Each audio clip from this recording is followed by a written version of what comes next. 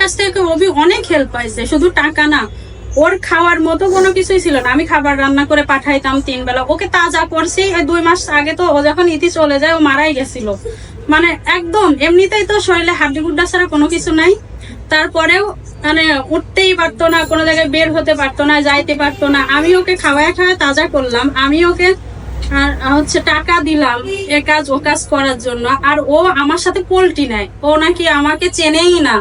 ও আমাকে পরশুদিন বলছে, সেই ভয়েস গুলো আমার কাছে আছে, আমাকে নাকি চেনেই না, আমার সাথে কিসের পরিচয়, কখনো নাকি পরিচয়ই হয় না।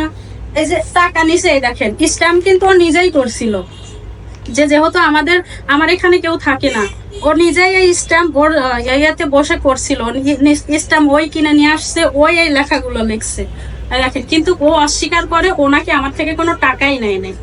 বলেন 2 মাস ওর বাসায় আপনি নিয়ে রাখছেন, তো আমি তখন বলছিলাম, আচ্ছা রিয়ার সঙ্গে যেহেতু তোমার এত ভালো সম্পর্ক, তাইলে রিয়ার থেকে বলো আমাকে যেন আমার টাকাগুলো দিয়ে দেয়, এই কথা বলছিলাম। তখন উনি বলে যে না, আমার তোর কাজ ছাড়া ওর সঙ্গে কোনো সম্পর্ক নাই, ও কেন আমাকে টাকা দিবে, আমি কারোর থেকে টাকা নেবো না, আমার যখন সময় হবে তখন টাকা দিব। আর এখন অস্বীকার করতেছে আমি নাকি ওকে কোনো টাকাই দিই নাই।